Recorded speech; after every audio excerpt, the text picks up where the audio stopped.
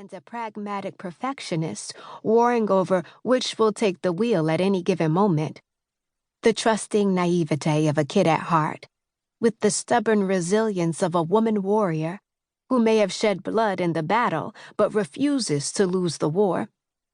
In each of her contradictions, I saw my own. Since the start of our sisterhood that fateful Super Soul Sunday in Harlem, we've lived lifetimes together and co-created many more harrowing tales. Along the way, I've had the privilege of witnessing Chloe's resilience on repeat in real time as her life has continued to unfold with one remarkable act of faith after another. As a sister, I feel the pain and joy in her experiences as if they were my own. As a fellow writer and author, I am jolted by the impact of the poetic honesty in her words.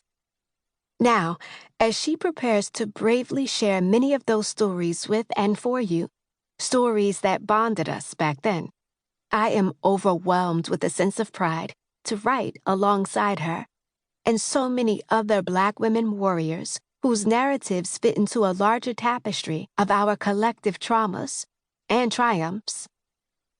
This book is an embodiment of the power of all the untold stories that bond us, each one an essential part of our collective experience as Black women. Across the diaspora, Black women are so often the backbones of our families, the prayer warriors, the protectors, the strong friends, the ride or dies, the teachers and healers of the world, a world that has turned its back on us throughout history. Still, we rise. But who can we count on to hold us down? We do so much explaining of ourselves, of our value, of our identities, yet so much of who we are is never truly seen or understood. The exception to that rule is when we are in the presence of our sisters. There is an immediate exhale, an intimacy even, in the wordless exchanges that reset our nervous systems and fill our bodies with a sense of safety. That's because our stories are as intertwined as our traumas. The same is true of our healing. Each time, I let someone hold a piece of my heart that's been hurt before. When a sister friend trusts me with her truth, when an elder tells her story for the first time, when we listen, really listen, and hold sacred space for sisterhood, we instantly come into awareness that we are all more interconnected than we realize. What I know for sure is this: there is so much healing locked up in the stories Black women never tell. But a powerful ripple effect is set into motion with each tidal wave of truth that is introduced to the collective consciousness. This is how radical healing happens. The inverse is also true.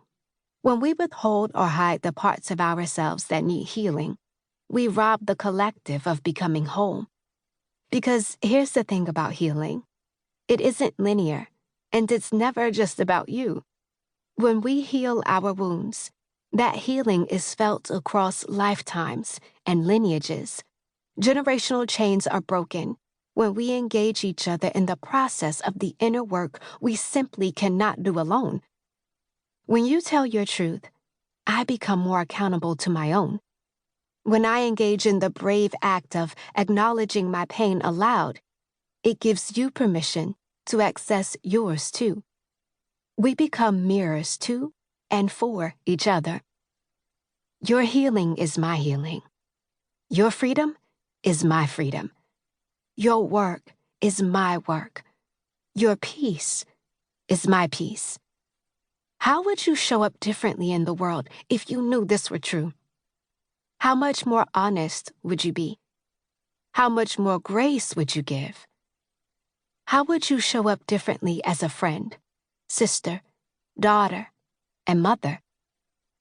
Each story in this book extends an invitation to you to dive deeper into your own self-reflective journey in order to access deeper levels of healing that can only happen in sacred community. This book offers a safe space for Black women to feel seen in our most vulnerable